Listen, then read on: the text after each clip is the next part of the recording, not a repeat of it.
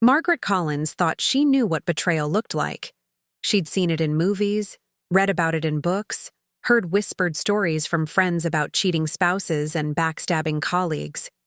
But nothing prepared her for the moment she discovered that while she lay unconscious on an operating table, fighting for her life, her own family had gathered to celebrate her death. I'd love to know which corner of the globe you're watching from. And if this story speaks to you, make sure to subscribe.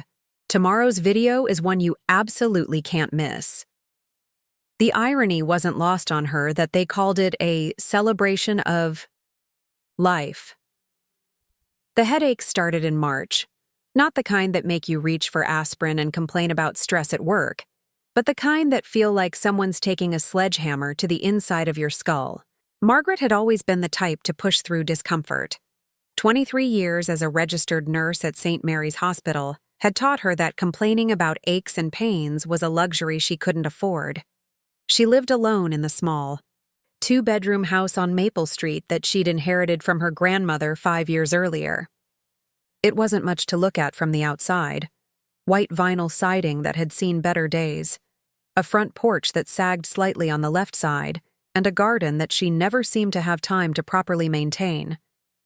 But it was hers, paid off in full, and it represented something her family had never understood: independence. The Collins family had always been close-knit, or at least that's what they told themselves. Margaret's older brother, David, lived 3 blocks away with his wife Jennifer and their twin daughters. Her younger sister, Sarah, had moved back to town after her divorce 2 years ago and rented an apartment downtown with her teenage son, Marcus. Their parents, Robert and Linda Collins, had the big house on Oak Ridge where Margaret and her siblings had grown up, the house where every major family gathering still took place. Margaret had always been the odd one out. While David followed their father into the construction business, and Sarah bounced between retail jobs and community college courses, Margaret had pursued nursing with a determination that both impressed and intimidated her family. She worked 12-hour shifts, picked up overtime whenever it was available, and had slowly built herself a comfortable life that didn't depend on anyone else's approval or financial support. But independence, Margaret would learn, came with a price her family wasn't willing to let her pay in peace. The headaches grew worse in April. They came with nausea that left her unable to eat more than crackers and ginger ale, and a sensitivity to light that made her 12-hour shifts at the hospital nearly unbearable. She started wearing sunglasses indoors, drawing concerned looks from colleagues and patients alike. Dr. Patricia Hoffman, the attending physician Margaret had worked with for over a decade, finally cornered her in the break room on a Tuesday afternoon. "Margaret, you look terrible," Dr. Hoffman said, her tone carrying the authority of someone who'd spent 30 years in medicine. "When's the last time you had a physical?" Margaret couldn't remember. 3 years? 4? She'd been so busy taking care of everyone else's health that she'd neglected her own. It was a common problem among healthcare workers, but that knowledge didn't make the irony any less bitter. The MRI results came back on a Friday afternoon in late April. Margaret sat in Dr. Rodriguez's office, listening to words that seemed to float around her like debris in a storm. Mass, brainstem, surgery, risks. The neurosurgeon was kind but direct. The tumor was positioned in a location that made the operation extremely delicate. There was a significant chance she might not wake up from the anesthesia. "I need to schedule this as soon as possible," Dr. Rodriguez explained, his hands folded on the desk between them. "We're looking at Monday morning. I know that doesn't give you much time to prepare, but waiting increases the risks exponentially." Margaret drove home in a daze. 4 days. She had 4 days to get her affairs in order, to say goodbye to the people who mattered, to make peace with the possibility that Monday morning might be her last conscious moment on Earth. She called David first. Her brother's reaction was predictably dramatic, a string of questions she couldn't answer, demands to know why she hadn't told them about the headaches sooner, insistence that he'd drive her to the hospital and stay with her throughout the procedure. Margaret appreciated the sentiment, but she'd spent so many years handling things on her own that accepting help felt foreign and uncomfortable. "I don't need you to babysit me, David," she said, instantly regretting the sharp edge in her voice. "I just wanted you to know." "This is serious, Margaret. You can't just—" "I can't just do what? Handle my own medical crisis like an adult? I've been doing this job for over 20 years. I understand exactly what's happening." The conversation ended badly, with David frustrated and Margaret feeling guilty for pushing him away. But that was their pattern: David trying to take control, Margaret resisting, both of them ending up angry and misunderstood. The call to Sarah went slightly better, though her sister's response was typically scattered. She immediately started talking about rearranging her work schedule, finding someone to watch Marcus, organizing a prayer circle at the church they'd all stopped attending years ago. Margaret found herself in the strange position of comforting Sarah about her own potentially fatal surgery. "It's going to be fine," Margaret heard herself saying, though she didn't believe the words even as they left her mouth. "Dr. Rodriguez is one of the best neurosurgeons in the state. I'm in good hands." Her parents' reaction was the most difficult to navigate. Robert Collins had never been comfortable with displays of emotion, preferring to channel worry into action. He immediately started researching surgeons, hospitals, treatment options, as if Margaret hadn't already done her homework. Linda became tearful and clingy, calling every few hours to check on Margaret and ask if there was anything she could do. "I could come stay with you until Monday," her mother offered during one of these calls. "You shouldn't be alone right now." But Margaret wanted to be alone. She needed these last few days to process what was happening, to make decisions about her house, her belongings, her life insurance policy. She'd always been a planner, someone who prepared for every contingency, and facing the possibility of death was no different. She spent Saturday organizing her important documents, updating her will, and writing letters she hoped would never need to be delivered. On Sunday, she sat in her grandmother's old rocking chair on the front porch, watching the neighborhood kids ride their bikes down Maple Street. The Johnsons were grilling burgers in their backyard. Mrs. Patterson was working in her flower garden, her wide-brimmed hat protecting her from the late afternoon sun. Everything looked so normal, so peaceful, that Margaret almost convinced herself the whole thing was a mistake, that she'd wake up Monday morning and discover the tumor had been nothing more than a shadow on the scan. David stopped by Sunday evening with Jennifer and the twins. The girls, Emma and Olivia, were 8 years old and full of energy that filled Margaret's quiet house with laughter and chaos. They didn't know about the surgery. David and Jennifer had decided they were too young to understand, so their visit felt refreshingly normal. They played board games, ate pizza, and argued about which movie to watch. "Aunt Margaret, why are you wearing sunglasses inside?" Emma asked during a particularly competitive game of Monopoly. "My eyes are a little sensitive to the light," Margaret explained. "It's like when you have a really bad headache and everything seems too bright." "Oh," Olivia said with the matter-of-fact acceptance that only children possessed. "Mom gets those when she drinks too much wine." Jennifer's face turned red, and David tried to suppress a laugh. Margaret found herself smiling for the first time in weeks. These were the moments she'd miss if Monday went badly. The unexpected humor, the simple pleasure of being surrounded by family, the feeling of being part of something larger than herself. After they left, Margaret sat in her kitchen, looking at the stack of letters she'd written, one for each family member, one for Dr. Hoffman and her colleagues at the hospital, one for her closest friend, Nancy Whitmore, who lived in Seattle and didn't know about the surgery yet. She'd considered calling Nancy, but the conversation felt too big for a phone call. Some things were better said in writing. Monday morning arrived gray and overcast, matching Margaret's mood. She'd barely slept, partly from anxiety, and partly from the pain medication that left her feeling fuzzy and disconnected. She showered, dressed in comfortable clothes that would be easy to remove at the hospital, and double-checked that her emergency contact information was current. David had insisted on driving her to the hospital, and for once, Margaret didn't argue. She was grateful for his presence, even if they rode in silence for most of the 20-minute drive. At St. Mary's, she was processed through preoperative procedures with the efficiency she'd witnessed thousands of times from the other side.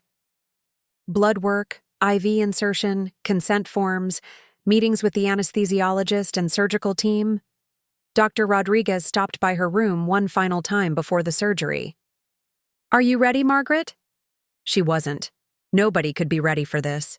But she nodded anyway, squeezing David's hand as the orderlies prepared to wheel her gurney down the hall. "I'll be here when you wake up," David promised, his voice thick with emotion he was trying to hide. "Take care of the house if I don't," Margaret said, attempting a joke that fell flat in the sterile hospital room. The operating room was exactly what she'd expected. Bright lights, complex equipment, a team of professionals, moving with practiced precision. Margaret had worked alongside some of these people for years, had assisted in countless surgeries, had seen patients just like herself wheeled into this same room. The familiarity should have been comforting, but instead it felt surreal, like watching her life from outside her own body. The anesthesia mask came down over her face, and Dr. Rodriguez's voice seemed to come from very far away. "Count backward from 10, Margaret. 10, 9, 8. Margaret's last conscious thought was that she hadn't told her family she loved them. In all the practical preparations, all the careful planning, she'd forgotten the most important thing. She'd assumed there would be time for that after the surgery, during recovery, when the crisis had passed. She was wrong about so many things. A lot of love and effort went into bringing this story to life. If you're enjoying it, we'd be so grateful if you'd subscribe to our channel. Now back to where we left off. The surgery took 6 hours. Margaret would later learn that Dr. Rodriguez had successfully removed the tumor, that the operation had gone better than expected, that her prognosis was excellent. She would also learn that during those 6 hours, while she lay unconscious and vulnerable, her family had made decisions that would change everything between them forever. But in those first moments of returning consciousness, floating in the hazy space between sleep and waking, Margaret felt only gratitude. She was alive. She could think, could remember her name and where she was. Her fingers moved when she told them to. Her vision, though blurry, was intact. "She's waking up," she heard a voice say. A nurse, someone she didn't recognize, which was unusual at St. Mary's where she knew almost every staff member. "Margaret? Can you hear me?" Dr. Rodriguez's voice, professional but warm. "The surgery went very well. You're going to be fine." Margaret tried to speak, but her throat was raw from the breathing tube. She managed a small nod instead, which sent a sharp pain through her head. She was alive, and that was enough for now. Everything else could wait. She spent the next several hours drifting in and out of consciousness, vaguely aware of nurses checking her vital signs, adjusting IV drips, asking questions she couldn't quite focus enough to answer.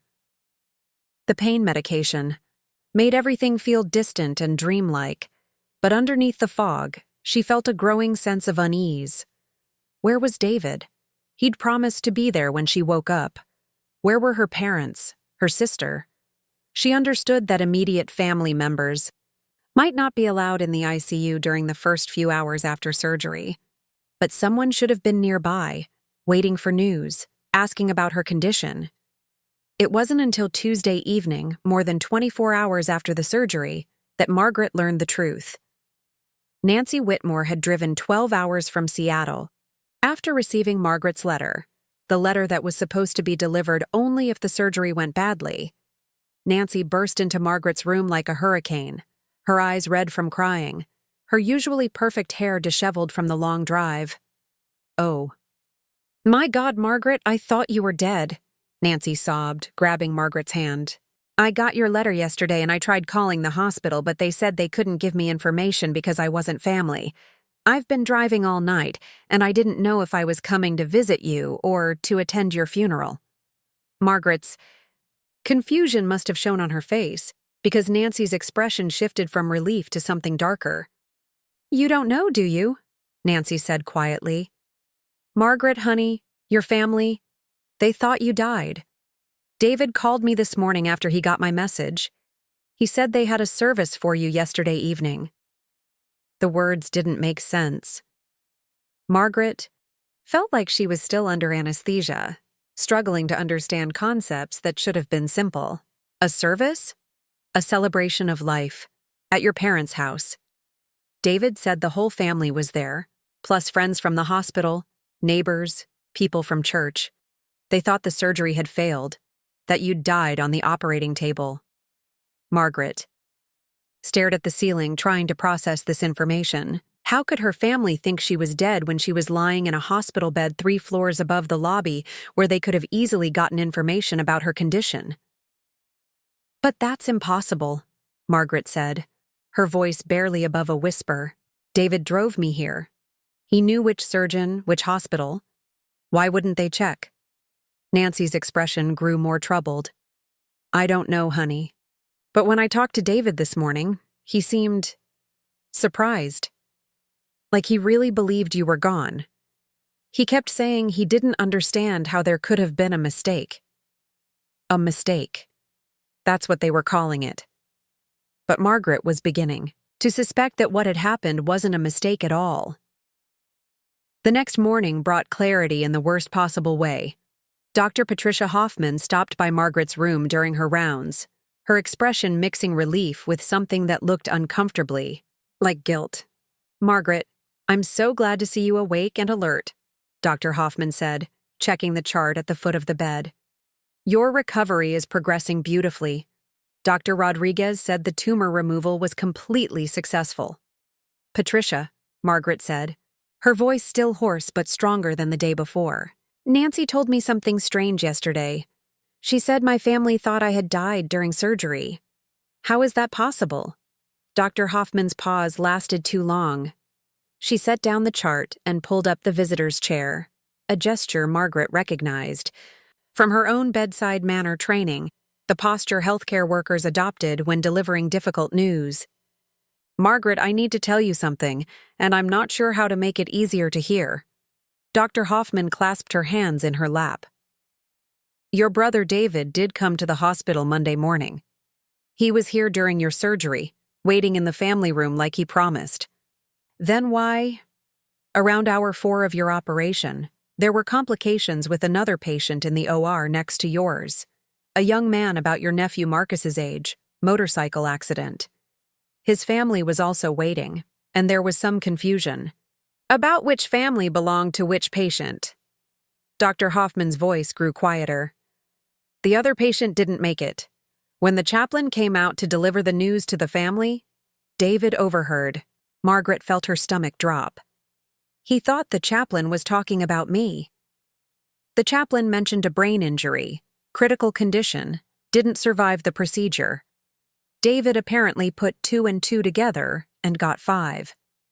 He left the hospital before anyone could correct the misunderstanding." "But didn't anyone call him?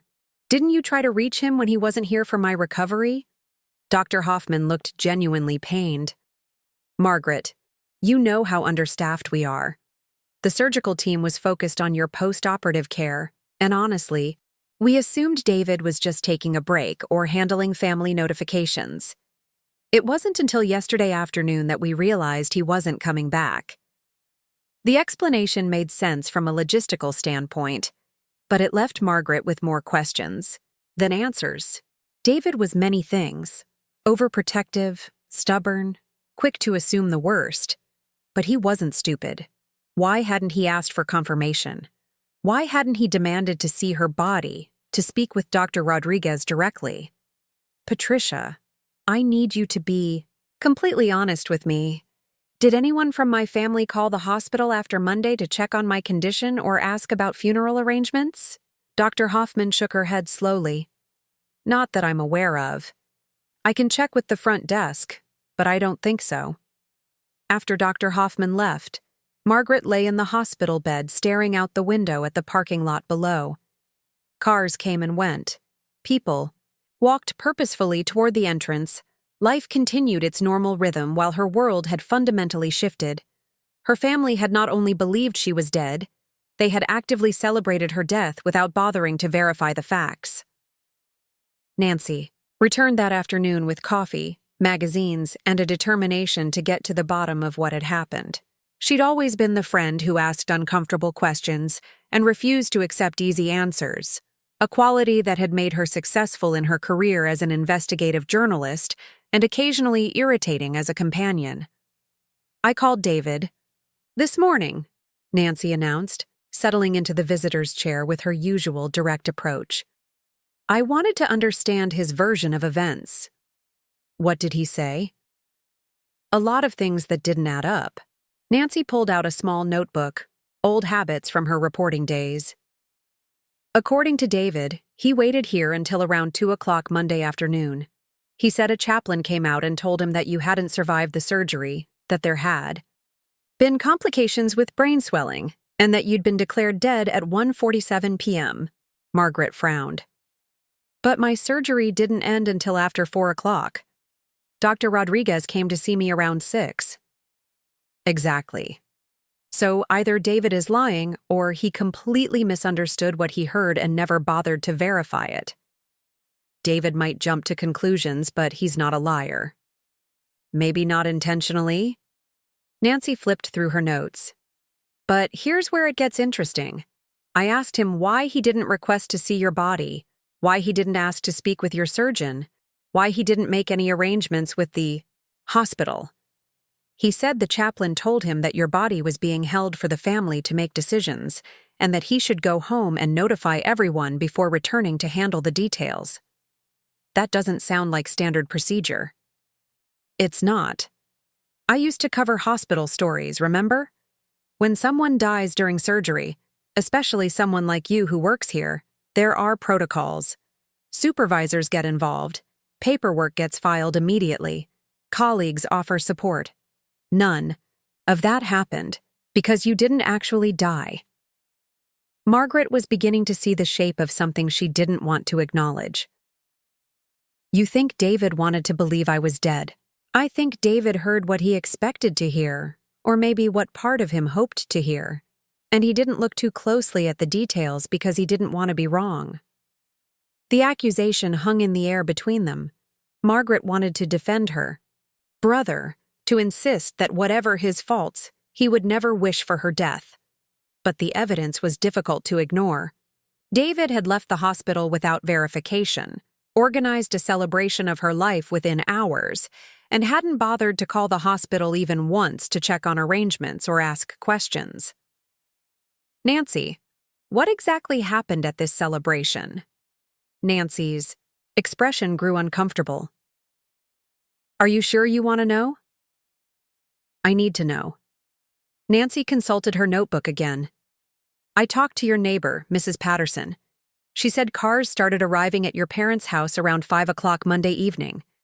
The whole family was there, David and Jennifer, Sarah and Marcus, your parents, plus about 30 other people, colleagues from the hospital, neighbors, some people from the church." "What did they do?" Mrs. Patterson said it looked like a party. People were laughing, music was playing, there was a lot of food. She thought it was strange because she hadn't heard that you'd died, but she figured maybe the family was handling grief in their own way. Margaret closed her eyes, trying to imagine the scene. Her family and friends gathered in her childhood home, eating casseroles and sharing memories, celebrating the end of her life while she lay unconscious and recovering just a few miles away.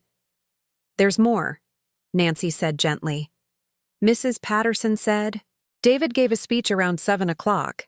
She was in her garden and could hear it through the open windows. He talked about how you'd finally found peace, how you'd been struggling with loneliness and health problems, how maybe this was for the best because you'd been so isolated from the family." The words hit Margaret like a physical blow. David had used her death, her imaginary death, as an opportunity to rewrite the narrative of her life. In his version, she hadn't been independent and successful. She'd been lonely and struggling. Her choice to live alone hadn't been about self-sufficiency. It had been about isolation. Did anyone question whether I was actually dead? That's the strangest part. Mrs. Patterson said your friend Betty from the hospital was there, and she seemed confused about the whole thing. Betty apparently asked several people about funeral arrangements, about when the service would be, about whether you'd been sick. But every time she brought it up, someone in the family would change the subject. Betty Martinez had been Margaret's closest colleague at St. Mary's for over 15 years. If anyone would have known about Margaret's surgery and recovery, it would have been Betty. The fact that she'd been at the celebration asking questions suggested that the hospital staff hadn't been informed of Margaret's supposed death either. I need to talk to Betty, Margaret said. I already did. Nancy's smile was grim. Betty said the whole thing felt wrong from the beginning. She got a call from Sarah Monday evening saying that you'd died during surgery, and that the family was having a gathering to celebrate your life. Betty asked about the funeral, about whether you'd been sick, about why she hadn't heard anything at the hospital. Sarah just kept saying that the family wanted to keep things simple and private. But Betty came anyway. She came because she cared about you, and because she thought something was off. She said when she got to your parents' house, the atmosphere wasn't like any memorial service she'd ever attended. People were talking about dividing up your belongings, about what to do with your house, about how the family could move forward. She said it felt more like a business meeting than a funeral. Margaret's head was pounding, though whether from the surgery or from the revelations, she couldn't tell. Did Betty say anything to my family about this? She tried. She pulled David aside around 8 o'clock and asked him directly about the circumstances of your death. She said she'd worked with you just last week, and you'd seemed fine except for the headaches. She wanted to know about the surgery, about what had gone wrong. What did David tell her?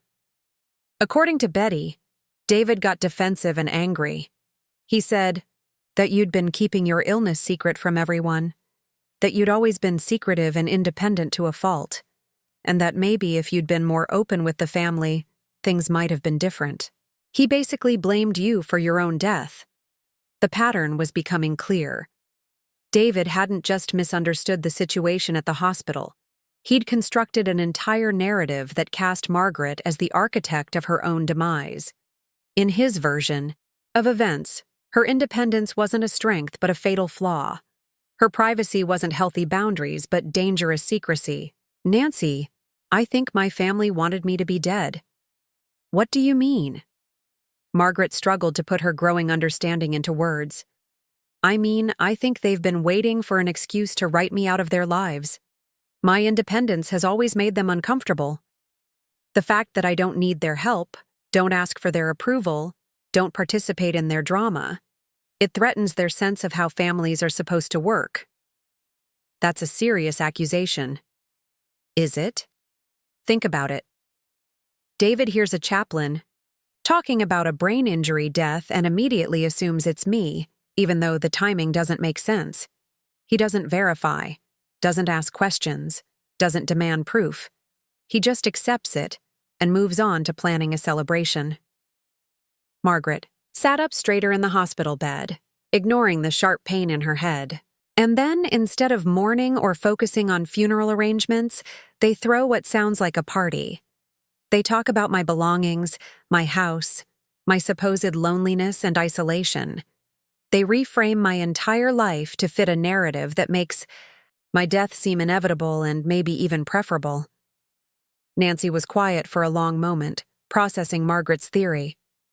So, what are you going to do? It was a question Margaret had been avoiding, but now the answer seemed obvious. Her family had shown her exactly how they felt about her existence.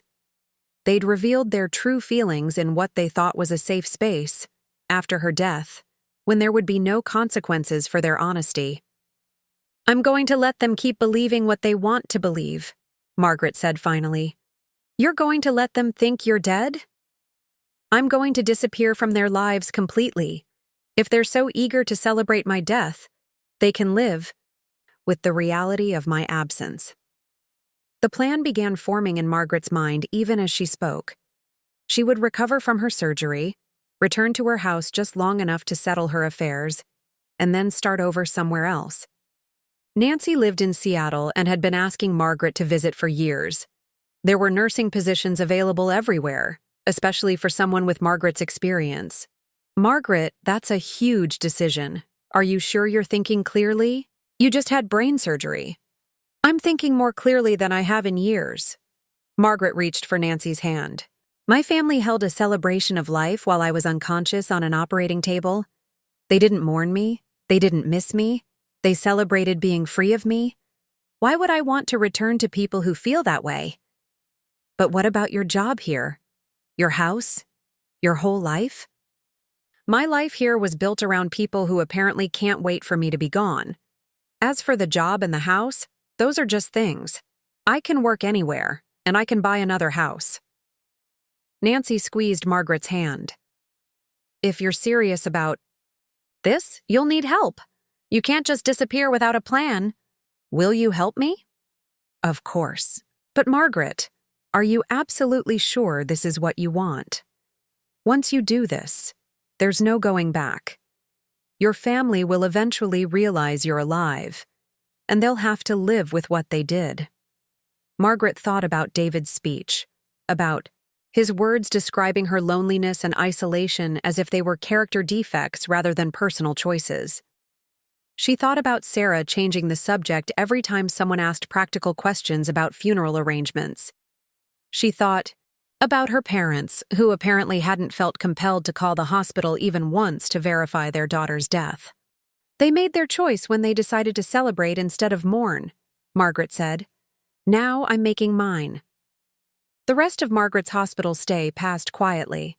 Dr. Rodriguez was pleased with her recovery, and the nursing staff treated her with the professional kindness she'd always appreciated about St. Mary's. Betty Martinez stopped by once, ostensibly to check on a former colleague, but Margaret could see the questions in her eyes. Betty, I need you to do me a favor, Margaret said during that visit. Anything. Don't tell anyone that I'm alive and recovering. Not yet. Betty's expression shifted from confusion to concern. Margaret, what's going on? Your family thinks you're dead. I was at your celebration of life. I know. Nancy told me about it. Then you know this is all a misunderstanding. Your brother thought he heard. It wasn't a misunderstanding. Margaret's voice was firm. It was a revelation. My family showed me exactly how they feel about my existence, and I'm going to respect their wishes. Betty sat down heavily in the visitor's chair. You're planning to disappear. I'm planning to start over somewhere that doesn't include people who throw parties when they think I'm dead. Margaret, that's a big step. Are you sure you're not just hurt and making decisions based on emotion? It was the same question Nancy had asked, and Margaret understood why people would think her reaction was extreme. From the outside, it looked like a misunderstanding that had gotten out of hand, a family gathering that had been misinterpreted, a series of unfortunate coincidences that could be resolved with honest conversation. But Margaret had worked in healthcare long enough to know that people's true feelings emerged in crisis situations. When families thought their loved one was dying, she'd seen them rally with support and devotion.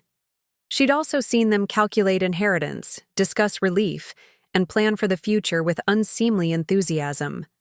Her family's reaction told her everything she needed to know about their genuine feelings. Betty, I need to ask you something, and I need you to be completely honest. In your professional opinion, based on what you observed Monday night, did my family seem to be mourning my death? Betty was quiet for a long time. No, she said finally. They seemed to be celebrating your absence. That confirmation was all Margaret needed. When she was discharged from the hospital on Friday morning, she had Nancy drive her home to Maple Street, where she began the process of erasing Margaret Collins from Cagayan de Oro and creating a new life somewhere else. Walking into her house on Maple Street felt like entering a crime scene. Everything was exactly as Margaret had left it the previous Monday morning. Coffee mug in the sink, bills stacked on the kitchen counter, her grandmother's quilt folded over the back of the living room sofa. But the normalcy felt artificial, now like a museum exhibit titled Life Before Betrayal. Nancy helped her settle into the reclining chair that had been Margaret's refuge during the worst of the headaches. The incision site was healing well, but Margaret still tired easily, and the emotional weight of the past week had left her feeling drained in ways that had nothing to do with surgery. "Are you sure you want to do this so quickly?" Nancy asked, surveying the house with the practical eye of someone who'd helped friends through major life transitions. "You could take some time to process everything, maybe talk to a counselor about what happened." "What's to process?" "My family celebrated my death. The only thing left to decide is how to respond to that information." Margaret had spent her entire career making quick, decisive choices in life or death situations. This felt remarkably similar. A crisis that required immediate action, not prolonged deliberation. The longer she waited, the more likely it became that someone would discover she was alive and complicate her plans. "We need to figure out the logistics," Margaret continued, reaching for the legal pad where she'd started making lists during the drive home. "I can't just disappear without covering my tracks properly." The first challenge was financial. Margaret had always been careful with money, maintaining separate accounts for different purposes and keeping detailed records of her investments.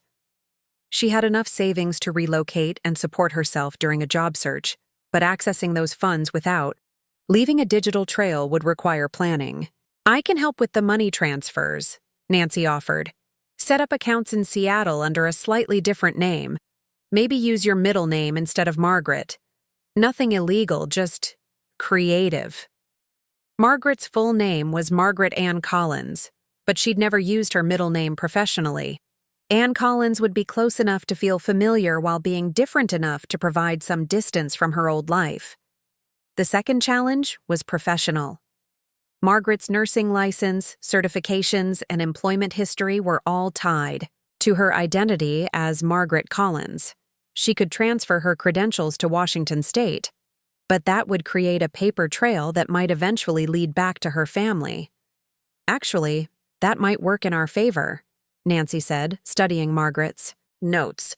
"If you officially transfer your nursing license and employment records to Seattle, it will look like you moved after recovering from your surgery. Anyone who eventually figures out you're alive will assume you relocated to start over after your family's betrayal, which is essentially true." The third challenge was the house. Margaret's grandmother had left her the property free and clear, and it was now worth considerably more than when she'd inherited it 5 years earlier. She couldn't simply abandon it, but she also couldn't sell it openly without alerting her family that she was alive. "Power of attorney," Nancy suggested. "You could grant me legal authority to handle the sale on your behalf. I'll list it with a real estate agent in 6 months, after you're settled in Seattle. By the time it sells, you'll be established in your new life." They spent the weekend developing a comprehensive plan that would allow Margaret to disappear without technically breaking any laws or abandoning her responsibilities. Nancy would maintain the house, handle the eventual sale, and forward any important mail to a post office box in Seattle. Margaret would transfer her professional credentials, close her local bank accounts, and notify St. Mary's Hospital that she was taking an extended leave of absence for medical reasons. The hardest part was deciding what to take with her. A lifetime of possessions had to be condensed into whatever would fit in Nancy's car for the drive to Seattle. Margaret found herself making choices that revealed what truly mattered to her. Family photos went into a box marked storage, but her grandmother's recipe cards went into her suitcase. The nursing textbooks that had guided her career stayed on the shelves, but the small wooden cross her grandmother had carved went into her carry-on bag.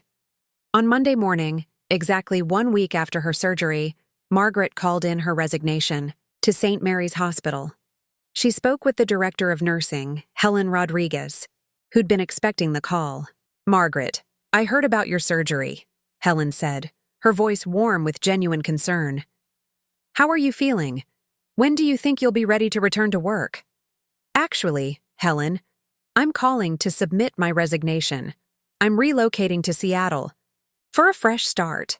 There was a pause. "This seems sudden. Is this related to your medical situation? Because you know we can accommodate any necessary modifications to your schedule or duties." "It's not about the job," Margaret said carefully. "I've had some personal developments that make it impossible for me to stay in the area. I'm grateful for everything St. Mary's has given me, but I need to make a clean break."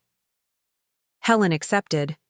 The resignation with the professionalism Margaret had always appreciated, but she could hear the questions in the older woman's voice. Staff didn't usually leave St. Mary's abruptly, especially not experienced nurses like Margaret who had strong ties to the community. "Will you be available for an exit interview? And we'll need to process your final paycheck, vacation time, retirement, contributions.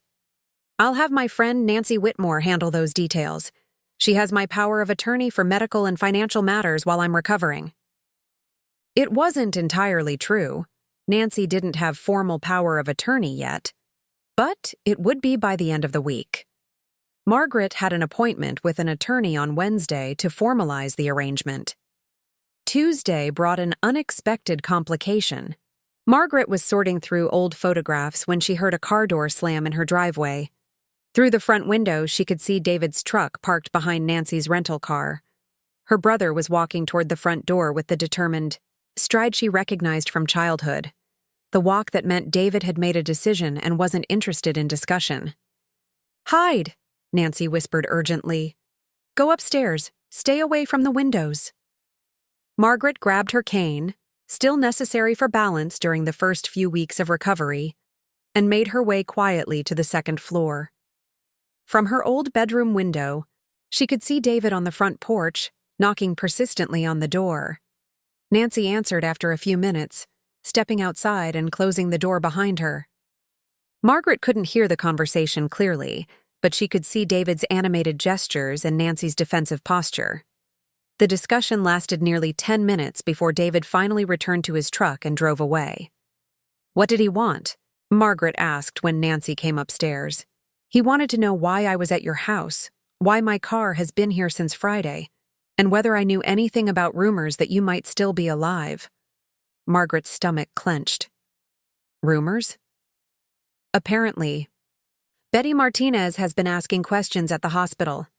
Nothing direct, but she's been inquiring about your final paycheck, your resignation, whether anyone has been in touch with you about outstanding matters.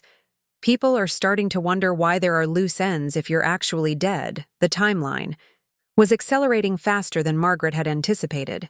She'd hoped to have at least another week to finalize her arrangements, but it was becoming clear that staying in town much longer would compromise her plans. "What did you tell David?" "I told him that I was here as your emergency contact, handling your affairs and preparing the house for sale. I said you'd named me executor of your estate before the surgery, which technically isn't a lie since you're about to make it official." "Did he believe you?" Nancy's expression was troubled. "I think he wanted to believe me, but he's suspicious. He kept asking about your body, about funeral arrangements, about why the family hasn't been contacted by the hospital or the coroner's office about releasing your remains."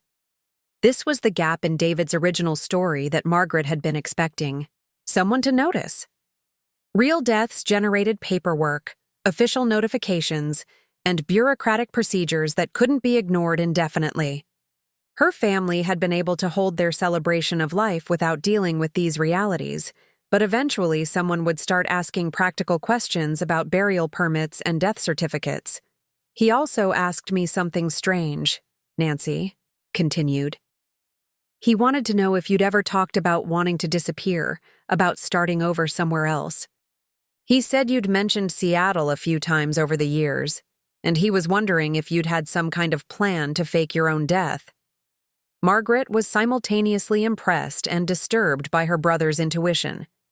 David might have been quick to believe she was dead, but he was also smart enough to recognize when the pieces didn't fit together properly. "What did you tell him?" I told him that was a crazy conspiracy theory, that you'd never mentioned anything like that to me, and that grief was making him paranoid. Nancy sat down heavily on Margaret's childhood bed. But Margaret, he's not going to let this go. If he starts making calls to the hospital, asking specific questions about your surgery and recovery, someone's going to tell him the truth. Margaret walked to the window and looked down at her front yard, where she'd played as a child during visits to her grandmother. The maple tree she'd climbed countless times still dominated the landscape, its branches now bare in the late fall weather. Everything looked the same, but nothing would ever be the same again. "Then we leave tonight," Margaret said. "I can finish settling my affairs from Seattle." "Are you sure you're physically ready for a 12-hour drive?" "I'm ready to be done with this place and these people." Margaret spent the rest of Tuesday completing her essential tasks. She met with attorney James Patterson, no relation to her neighbor Mrs. Patterson, to execute power of attorney documents, updated her will to leave everything to Nancy with instructions for eventual charitable donations, and closed her local checking account. She packed a single suitcase with clothes, another with personal items that couldn't be replaced, and a small box with legal documents and family photographs. That evening, as Nancy loaded the car for their departure, Margaret walked through her grandmother's house one final time. She touched the door frame where her grandmother had marked her height during childhood visits, ran her fingers along the kitchen counter where they'd rolled out Christmas cookies, stood in the living room where she'd learned to knit on winter afternoons. This house had been her sanctuary, the place where she'd learned that she could be happy alone, that independence was strength rather than weakness. Now it felt like evidence of a life that had never been as solid as she'd believed. "Ready?" Nancy asked from the doorway. Margaret picked up her cane and her purse, taking one last look at the space that had shaped her understanding of home. Tomorrow she would wake up in Seattle, in Nancy's guest room, and begin the process of becoming Anne Collins. Margaret Collins would remain in Cagayan de Oro, existing only in the memories of people who had proven they were eager to forget her. "I'm ready." They drove through the night, taking turns behind the wheel and stopping only for gas and coffee. Margaret watched familiar landmarks disappear in the rearview mirror. The hospital where she'd worked for over 20 years. The church where her family still pretended to worship.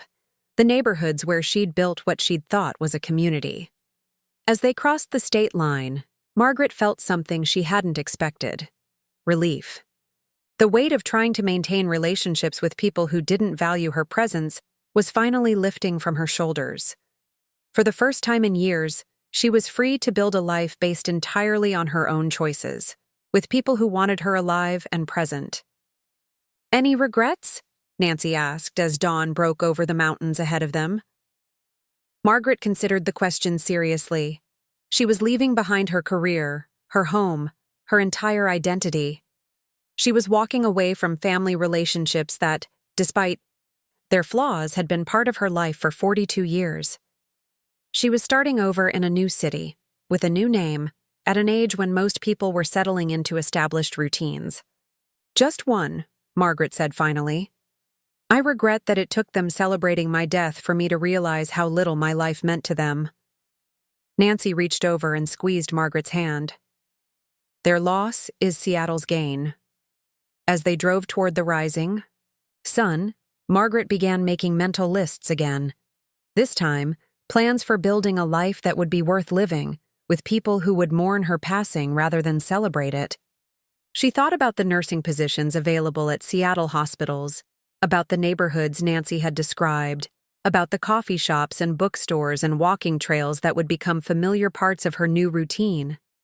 Most importantly, she thought about the family she would eventually create, not through blood or obligation, but through choice and mutual respect.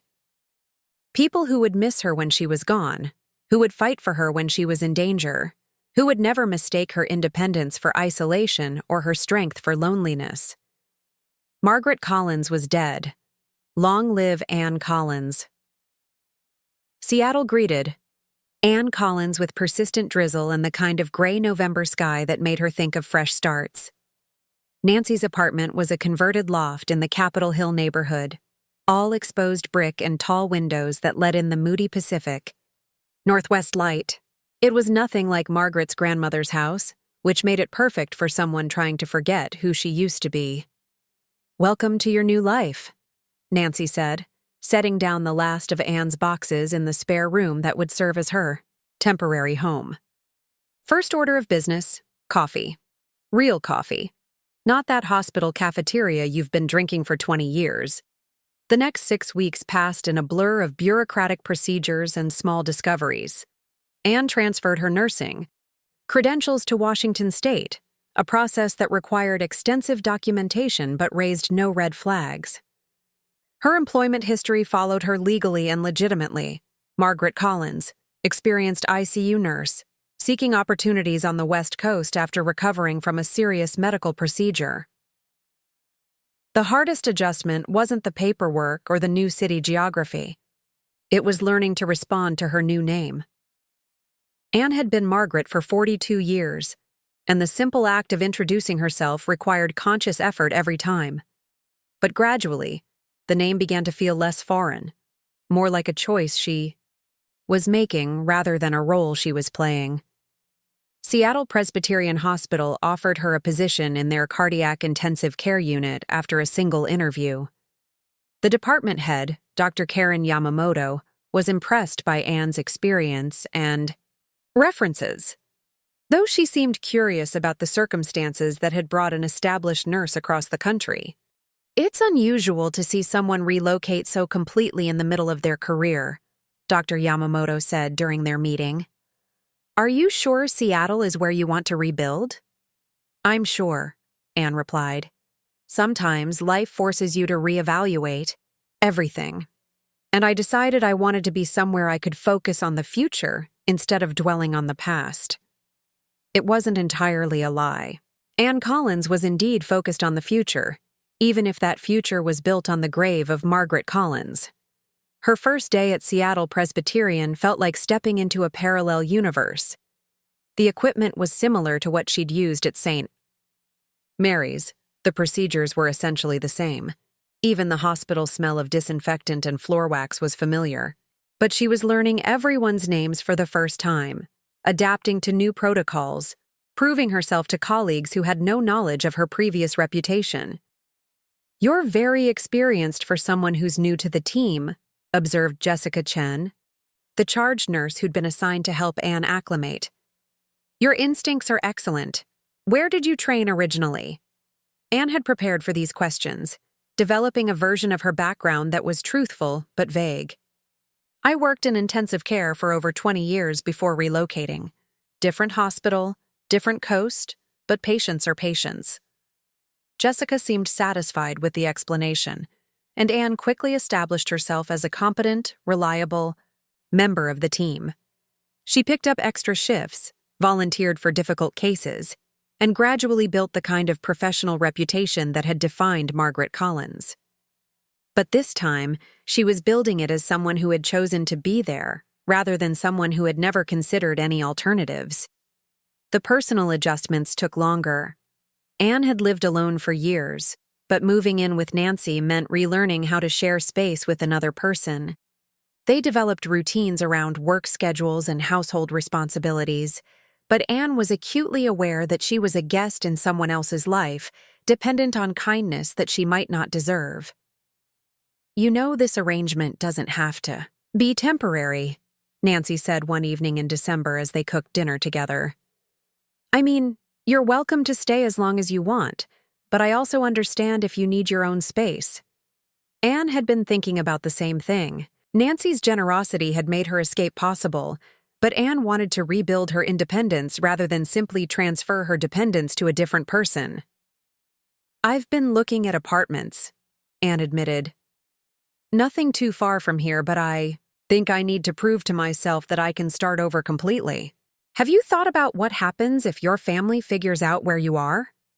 It was a question Anne had been avoiding, but one that became more pressing as the weeks passed. She'd cut off all contact with her old life, but she wasn't naive, enough to believe that determined people couldn't find her if they really tried. I think about it, Anne said. But I also think about the fact that they held a party when they believed I was dead. Even if they track me down, what could they possibly say that would justify that? The question became more than theoretical on a rainy Thursday in January. Anne was working a double shift at the hospital when Nancy called with news that made her stomach drop. "Your brother David is in Seattle," Nancy said without preamble.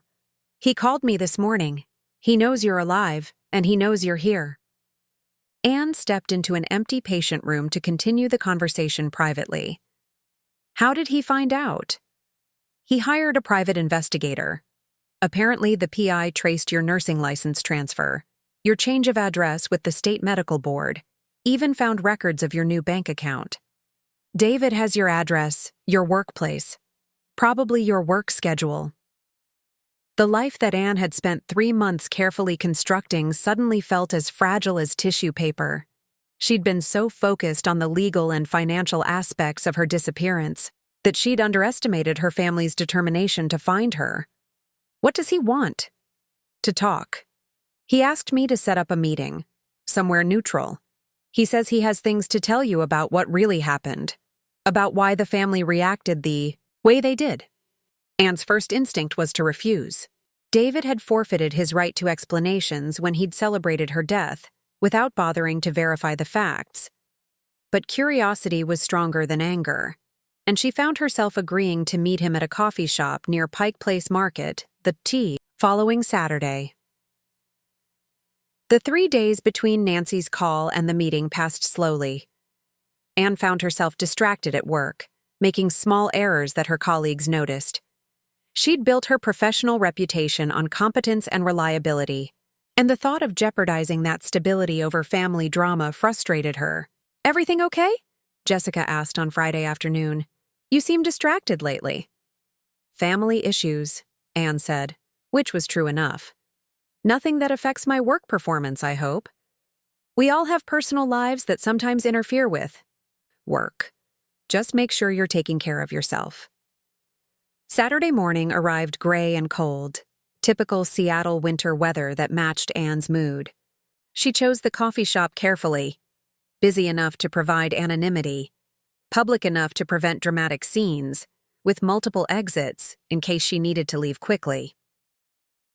David was already there when she arrived, sitting at a corner table with 2 cups of coffee and an expression she couldn't read.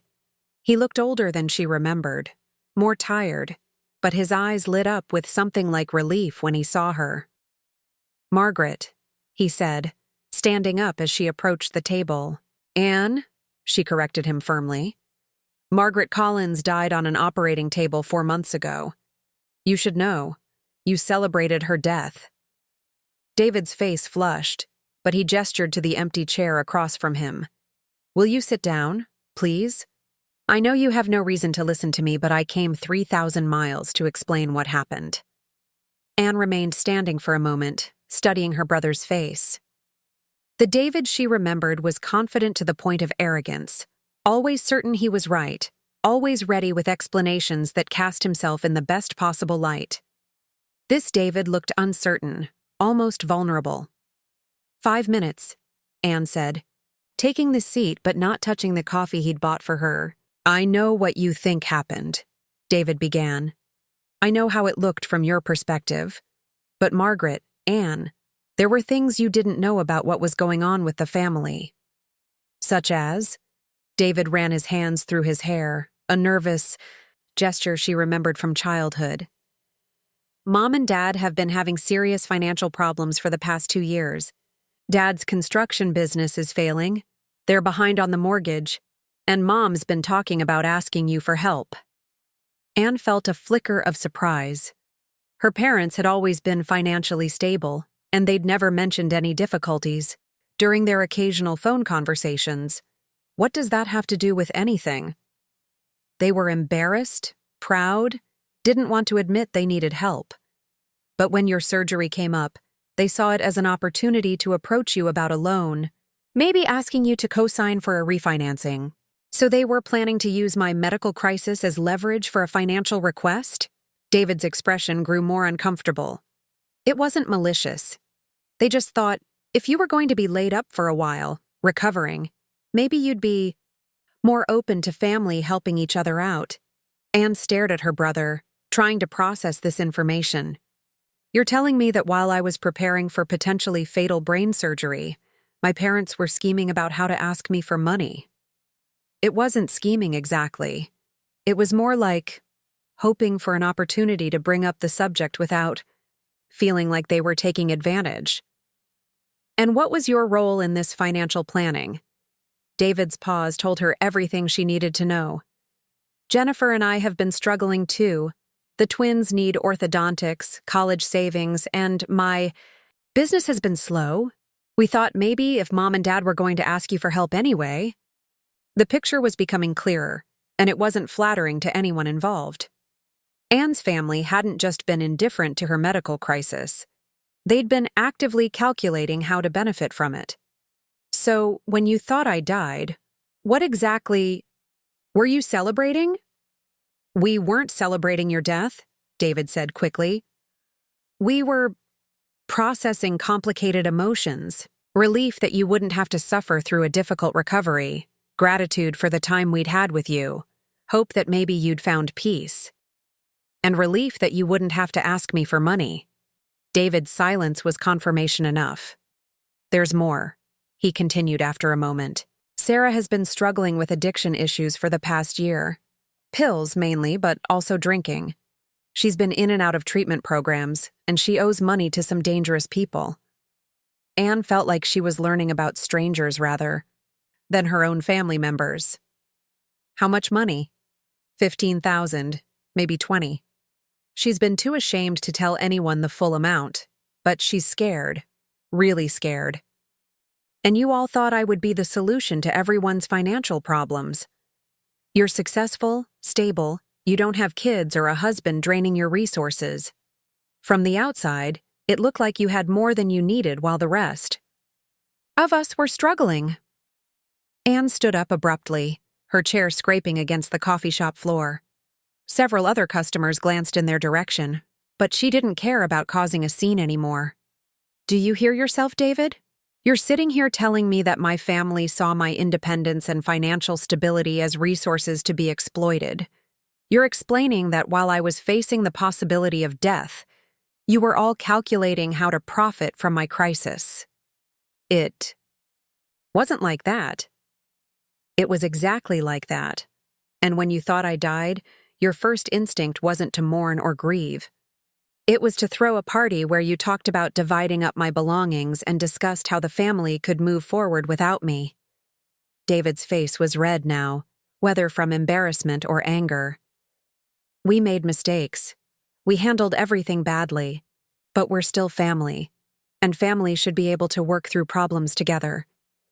Family, Anne repeated, the word tasting bitter in her mouth. Is that what you call people who celebrate your death and scheme about your money? We want you to come home. We want to make this right. Anne picked up her purse and stood to leave. I am home. Anne Collins has a job she loves, friends who respect her, and a life that doesn't include people who see her as a financial opportunity. Margaret, please. Margaret Collins is dead, Anne said firmly. She died on an operating table while her family planned how to spend her money. Anne Collins was born that same day, and she's learned to choose her family more carefully. As Anne walked away from the coffee shop, she felt the last chains of her old life breaking. David's explanations hadn't justified her family's behavior. They'd made it worse. The celebration of life hadn't been a misunderstanding or a grief response. It had been a business meeting disguised as a memorial service. But as painful as the truth was, it was also liberating. Anne no longer had to wonder whether she'd overreacted or misunderstood the situation. Her family had shown her exactly who they were, and she had responded by becoming exactly who she wanted to be. Walking through Pike Place Market, surrounded by the energy and possibility of her new city, Anne Collins felt something she hadn't experienced in years. Complete freedom from other people's expectations and demands. Margaret Collins had spent her entire adult life trying to maintain relationships with people who saw her as a resource rather than a person. Anne Collins would choose more carefully. The confrontation with David marked a turning point for Anne, but not in the way her brother had hoped. Instead of guilt or regret, she felt a profound sense of closure. The last threads connecting her to Margaret Collins had been severed, and she could finally invest completely in building her new life. 3. Months after that coffee shop meeting, Anne signed a lease on a one-bedroom apartment in the Fremont neighborhood. It was on the second floor of a converted Victorian house with large windows that caught the afternoon sun and a small balcony overlooking a community garden. The space was entirely hers, no family expectations to manage, no history to accommodate, just clean walls and empty rooms waiting to be filled with choices that reflected who Anne Collins wanted to become. Nancy helped her move, though there wasn't much to transport. Anne had deliberately kept her possessions minimal, buying only what she needed and avoiding the accumulation of objects that might tie her to any particular version of herself. The apartment felt spacious rather than empty, full of possibility, rather than lacking in comfort. "It suits you," Nancy said, standing in the living room as Anne arranged the few books she'd brought from her old life. "Very zen, very intentional." "It feels honest," Anne replied. "Everything here is something I chose, not something I inherited or accepted because it was expected." Her work at Seattle Presbyterian had evolved beyond simple employment into genuine, professional satisfaction. Anne had been promoted to senior nurse in the cardiac ICU, a recognition of both her clinical skills and her ability to mentor newer staff members. She'd developed particular expertise in post-operative care for complex heart surgeries, work that felt meaningful in ways her previous job had never quite achieved. "You have a gift for helping patients navigate the psychological aspects of recovery," Dr. Yamamoto told her during a performance review. "Many nurses focus primarily on the medical protocols, but you understand that healing involves the whole person." Anne suspected her insight came from personal experience. She knew what it felt like to wake up in a hospital bed and discover that your previous life had ended. That recovery meant more than physical healing. When she sat with patients who were struggling to accept their new limitations or frightened about their prognosis, she could speak from authentic understanding rather than professional training alone. One patient in particular reminded Anne of her own journey. Maria Santos was a 45-year-old teacher who'd suffered a massive heart attack that required multiple bypass surgeries. Like Anne, Maria was single, self-sufficient, and unaccustomed to being vulnerable or dependent on others. "I don't know how to be weak," Maria confided to Anne during a particularly difficult night shift. "I've been taking care of everyone else my whole life, my students, my elderly parents, my younger siblings. I don't know how to let people take care of me." "Maybe?" "The question isn't how to be weak," Anne suggested, adjusting Maria's medication drip. "Maybe it's how to choose who you trust with your vulnerability." The conversation stayed with Anne long after her shift ended. Trust had been the missing element in her relationship with her family. She'd been vulnerable with them, sharing her medical crisis, relying on their emotional support, but they'd proven unworthy of that trust. The betrayal hadn't just been about celebrating her supposed death. It had been about violating the fundamental assumption that family members would protect each other during moments of helplessness. As spring arrived in Seattle, Anne began to cautiously build new relationships. She joined a hiking group that met on weekends, gradually becoming friends with other outdoor enthusiasts who appreciated the city's proximity to mountains and forests. She started attending a book club at the neighborhood library, discovering a love for contemporary fiction that Margaret Collins had never had time to explore. Most surprisingly, she began dating. Dr. Michael Torres was an emergency physician at Seattle Presbyterian, 3 years younger than Anne and recently divorced. Their relationship developed slowly, built on shared professional interests and mutual respect, rather than dramatic passion or desperate need. You're very self-contained, Michael observed one evening as they walked along the waterfront. Not in a cold way, but like you've learned to be complete on your own. Is that a problem? It's refreshing, actually. My ex-wife needed constant reassurance, constant attention. She made me feel like I was responsible for her happiness, which was exhausting for both of us. Anne understood the appeal of emotional independence, but she also recognized the risk. Margaret Collins had been so determined to avoid dependence that she'd isolated herself from genuine connection. Anne Collins wanted to find a middle path, maintaining her autonomy while allowing others to matter to her in meaningful ways. The balance was tested when Nancy called with disturbing news in late May.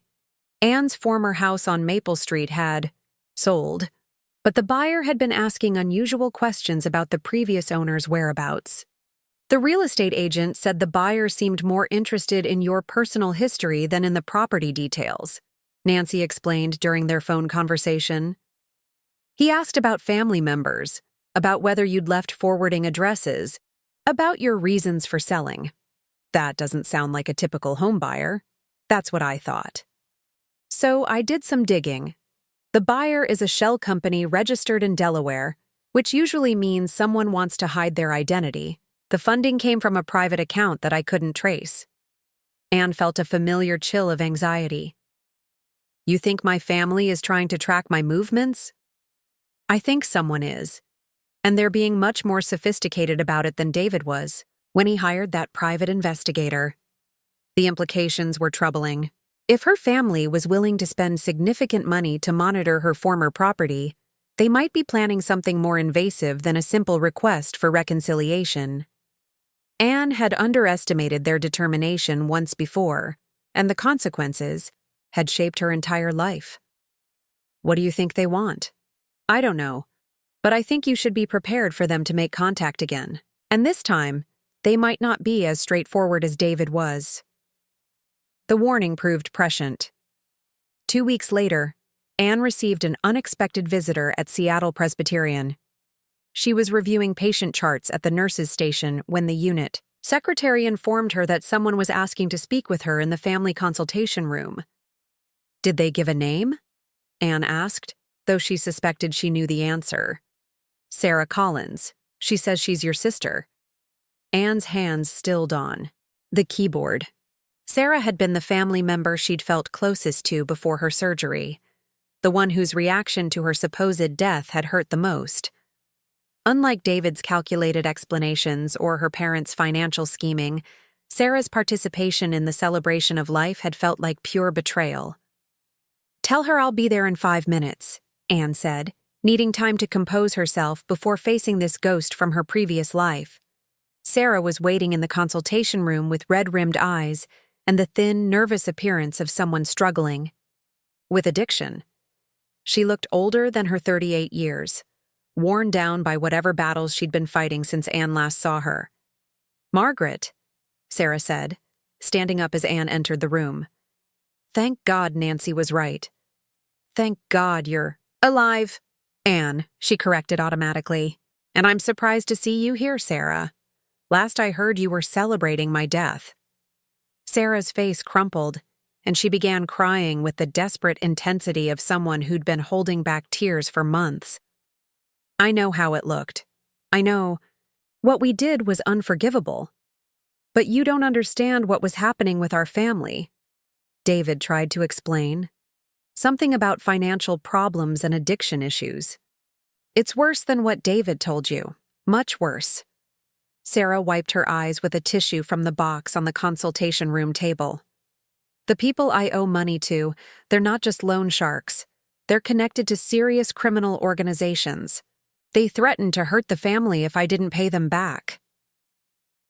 Anne sat down across from her sister, recognizing the familiar pattern of Sarah's crises. Throughout their adult lives, Sarah had careened from one emergency to another, always needing rescue, always promising that this time would be different. How much do you owe? $50,000, maybe more with interest and penalties. Sarah's voice was barely above a whisper. They said if I couldn't pay, they'd collect from family members. They knew about you, about your job, about how much money you probably had saved. So you were planning to ask me for $50,000 while I was recovering from brain surgery? We were desperate. These aren't people you can negotiate with or make payment plans with. They wanted a lump sum and they wanted it fast. Anne felt a cold clarity settling over her. And when you thought I died, your first reaction was relief that the debt problem would resolve itself in other ways. Sarah's silence was enough. Let me guess, Anne continued. My life insurance policy, the sale of my house, maybe some expectation of inheritance from our parents eventually. My death would have been financially convenient for everyone. It wasn't like that. It was exactly like that, Sarah. You're sitting here admitting that you were under pressure to get money from me, and when you thought I was gone, you celebrated instead of mourned. What other interpretation could there possibly be? Sarah reached across the table as if to take Anne's hand, but Anne pulled back. I came here to warn you. The people I owe money to, they figured out that you're alive. They know where you work, where you live. They're going to approach you directly. Anne's blood turned cold. You told criminals where to find me? I didn't tell them anything, but they have connections, resources. Once they learned that you survived the surgery, they started tracking you the same way David did. They bought your old house to see if you'd come back. They've been monitoring your credit reports. They even have someone watching Nancy's apartment in case you visit. The scope of the surveillance was staggering and terrifying. Anne had built her new life carefully, legally, but she'd never considered that her family's problems might follow her across the country in such a dangerous way. What do they want from me? They want you to pay my debt. They figure since we're sisters, since I can't pay, you should be responsible for what I owe. That's not how family debt works, Sarah. That's not how any kind of debt works. These people don't care about legal technicalities. They care about getting their money, and they've decided you're their best option for collecting it. Anne stood up, pacing to the window that overlooked the hospital parking lot. Somewhere out there, dangerous people might be watching, planning, calculating how to force her into paying for mistakes she hadn't made. The independence and security she'd worked so hard to build were under threat from family problems she'd tried to escape. Why didn't you go to the police? Why not get help through legitimate channels? Because I was buying drugs from these people before I was borrowing money from them. If I go to the police, I get arrested for drug possession, drug dealing, probably a dozen other charges. I can't afford a criminal record on top of everything else. So instead, you're asking me to pay $50,000 to criminals to solve a problem you created through illegal activity. Sarah's desperation was palpable. I know it's not fair. I know I have no right to ask. But Margaret, Anne, they're serious people. If you don't pay them, they'll hurt you. They might hurt other people you care about too. The threat hung in, the air between them like a toxic cloud. Anne thought about Michael, about Nancy, about her colleagues at Seattle Presbyterian who had become important parts of her new life. None of them deserved to be endangered because of Sarah's addiction and poor choices. There's something else, Sarah continued. Mom and Dad don't know about any of this. They think my debt is just credit cards and medical bills. If these people can't collect from you, they might go after our parents next. Let me understand this completely, Anne said, turning back to face her sister. You got involved with criminal drug dealers, borrowed money you couldn't repay, and now you want me to bail you out with my life savings to protect family members who celebrated my death. When you put it like that, it sounds horrible. It is horrible, Sarah. It's manipulative and selfish and exactly the kind of crisis that made me want to disappear from this family in the first place. Sarah began crying again, but this time her tears felt calculated rather than genuine. So, you're going to let them hurt me? You're going to let them go after Mom and Dad? Anne recognized the emotional manipulation from decades of similar conversations. Sarah had always been skilled at making her problems into everyone else's emergencies, at framing her poor choices as family obligations. I'm going to think about this, Anne said finally. But Sarah, understand something clearly. Anne Collins doesn't owe you anything. Margaret Collins might have felt obligated to save you, but she's dead. You made sure of that when you threw a party instead of sending flowers to her funeral. As Sarah left the hospital, Anne remained in the consultation room, staring out at the Seattle skyline and contemplating the price of family loyalty. She'd built a new life based on the principle that she could choose her own relationships, her own obligations, her own version of what family meant. Now she had to decide whether that choice extended to protecting people who had never protected. Her Anne spent 3 sleepless nights weighing her options, each more unpalatable than the last. She could pay Sarah's debt and enable the same destructive patterns that had defined their family relationships for decades. She could refuse and potentially endanger innocent people who had never asked to be part of Sarah's criminal entanglements. Or she could find a third option that protected everyone while refusing to reward her family's betrayal. On Thursday morning, she made a decision that would have been impossible for Margaret Collins, but felt inevitable for Anne Collins. She called the FBI.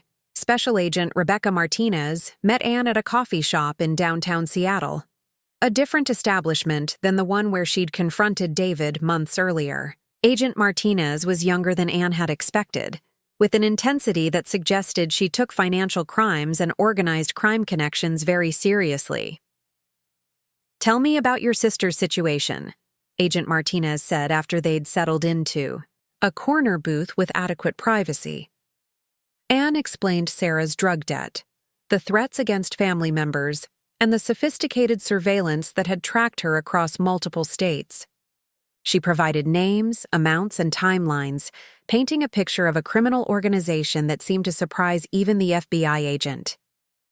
$50,000 in drug debt that's escalated to interstate extortion and threats against multiple family members, Agent Martinez summarized. "These aren't small-time dealers. This sounds like a significant criminal enterprise. What are my options?" "Legally, you have no obligation to pay debts incurred by your sister, regardless of any threats made against you or your family. Practically, people involved in this level of criminal activity don't usually accept legal technicalities as final answers." Agent Martinez leaned forward, her expression growing more serious.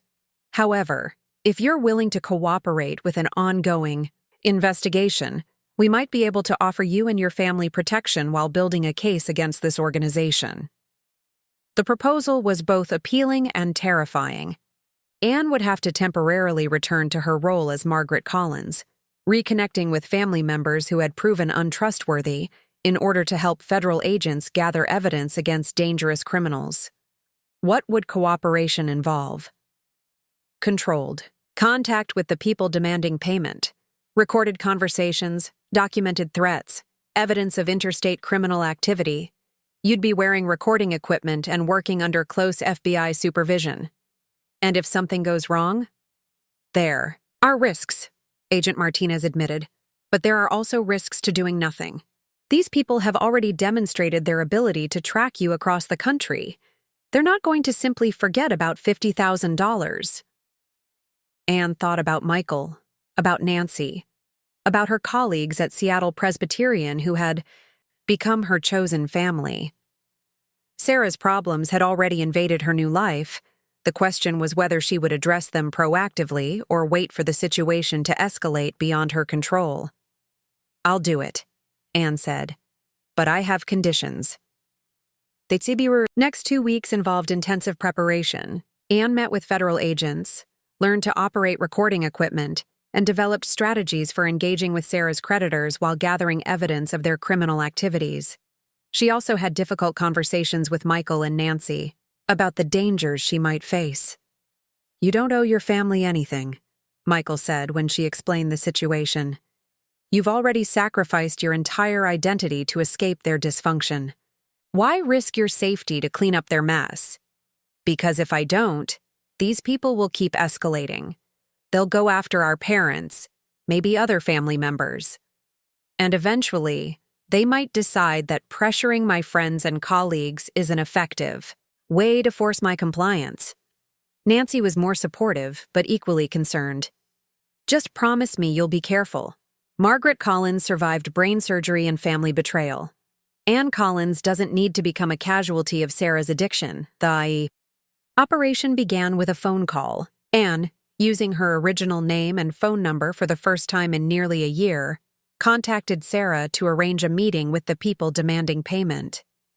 Sarah was relieved and grateful, apparently unaware that their conversation was being recorded by federal agents.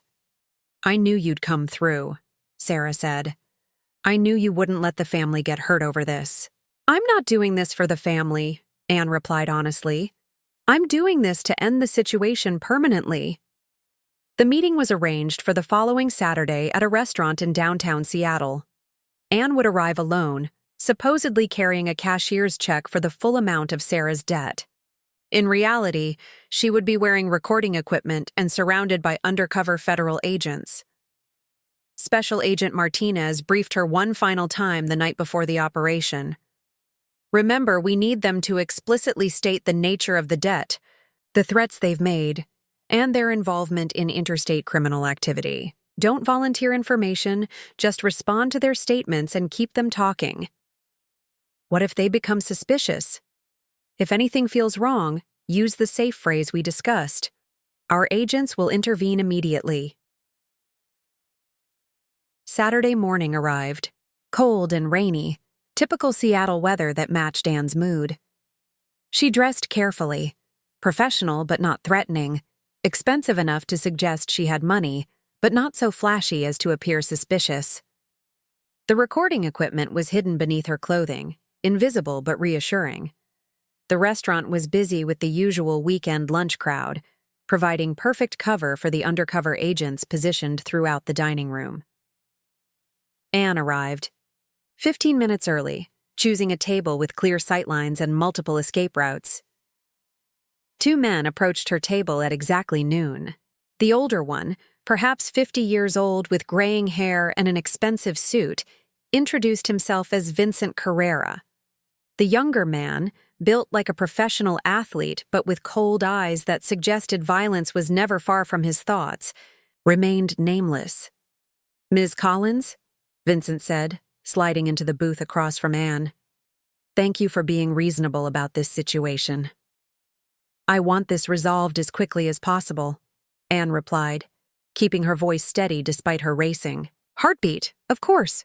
Family debts can be complicated, especially when the original borrower isn't in a position to fulfill their obligations." Anne recognized the careful language designed to avoid explicit admissions of criminal activity. Sarah's addiction has created problems for everyone involved. "Addiction is a disease," Vincent agreed. "But business is business. When someone borrows $50,000 and fails to repay it according to the agreed terms, consequences naturally follow." "What kind of consequences?" Vincent's smile didn't reach his eyes. "Initially, we attempted to work with your sister, directly. When that proved unsuccessful, we expanded our collection efforts to include family members who might be more financially capable. By threatening them? By helping them understand the seriousness of the situation." Vincent leaned back, in his seat, projecting casual confidence. "Your sister made certain representations about your financial resources, your emotional attachment to family members, and your likely willingness to resolve this matter." Anne felt a surge of anger at Sarah's betrayal, but she maintained her composure. "What exactly did Sarah tell you about me?" "That you were financially successful, emotionally isolated, and susceptible to family pressure. She suggested that threats against elderly parents might be particularly effective in securing your cooperation." The casual admission of extortion was exactly what the FBI agents needed to hear. Anne forced herself to continue the conversation despite her revulsion at Vincent's matter-of-fact description of criminal activities. "And if I pay Sarah's debt, this ends completely?" "Provided. The payment is legitimate and complete. Your family will have no further obligations to our organization." Vincent paused, studying Anne's expression. "Of course, we would expect your discretion regarding the details of this arrangement." "Meaning?" meaning that involving law enforcement in what is essentially a private financial matter would be unwise for everyone involved. The threat was clear and had been captured perfectly by the recording equipment. Anne reached into her purse as if retrieving a cashier's check, but instead activated the signal device that would alert the FBI agents to move in. "I'm afraid I have some disappointing news for you, Mr. Carrera," Anne said, her voice growing stronger as federal agents began closing in on their table. "I'm not Margaret Collins anymore, and Anne Collins doesn't negotiate with criminals." The arrest happened quickly and professionally. Vincent and his associate were handcuffed and read their rights while other agents secured evidence and took statements from witnesses. Anne watched the scene with a mixture of relief and vindication. Finally, she was taking action instead of simply reacting to other people's choices. Agent Martinez approached her as the arrested men were led away. "Excellent work. We recorded everything we need to build a strong case against their organization. This should effectively end their interest in collecting from your family." "What happened to Sarah?" "That depends on her willingness to cooperate with our investigation." "Drug debts to criminal organizations aren't legally enforceable, but her own illegal activities could still result in charges." Anne felt no satisfaction in her sister's potential legal troubles, but she also felt no obligation to rescue Sarah from consequences she had earned through her own choices. 3 months later, Anne Collins was settling into a new apartment in the Ballard neighborhood, even further from her old life, but closer to the water she'd grown to love about Seattle. Vincent Carrera and 17 members of his organization had been indicted on federal charges, including drug trafficking, money laundering, and interstate extortion. Sarah had entered a plea agreement that included mandatory treatment and community service in exchange for testimony against the criminal network. Anne had received one final contact from her original family, a letter from her mother, forwarded through Nancy, expressing confusion about recent events and asking for reconciliation. Anne read the letter twice before filing it away unanswered. Linda Collins was asking Margaret to come home, but Margaret Collins remained dead, and Anne Collins had no interest in resurrecting relationships built on exploitation and betrayal. "Any regrets?" Michael asked one evening as they walked along the Ballard waterfront, watching sunset paint the Olympic Mountains in shades of gold and pink. "About helping the FBI? About refusing to pay Sarah's debt? About not answering my mother's letter?" "About any of it. About the whole chain of decisions that brought you here." Anne considered the question seriously. A year ago, she'd been Margaret Collins, trying to maintain relationships with people who saw her as a resource rather than a person. She'd been living a life defined by other people's expectations, other people's emergencies, other people's definitions of family obligation. Now she was Anne Collins, with a career she loved, relationships she'd chosen, and the freedom to make decisions based on her own values rather than inherited guilt. She'd survived brain surgery, family betrayal, and criminal threats. She'd learned to distinguish between loneliness and independence, between loyalty and enabling, between love and manipulation. "The only thing I regret," Anne said finally, "is that it took me 42 years to learn that family is something you build, not something you inherit." 6 months later, Anne received news that changed everything once more. But this time, the change came from joy rather than crisis. She was pregnant. The pregnancy hadn't been planned, but it felt like a gift from the universe, an opportunity to create the kind of family she'd always wished for. She and Michael had been talking about marriage, about building a life together based on mutual respect and genuine affection rather than obligation or desperation. "We get to start completely fresh," Michael said when they confirmed the pregnancy. "No family history to overcome, no inherited dysfunction to work around. Just us, making our own choices about what family means." Anne placed her hand on her still flat stomach, thinking about the life growing inside her.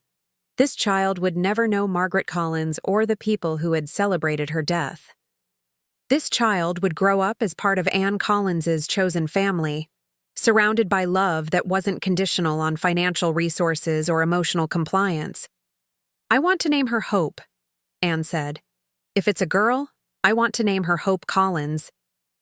And if it's a boy, Nathan. It means gift." Either way, Anne thought, this child would represent everything Margaret Collins had never been able to have.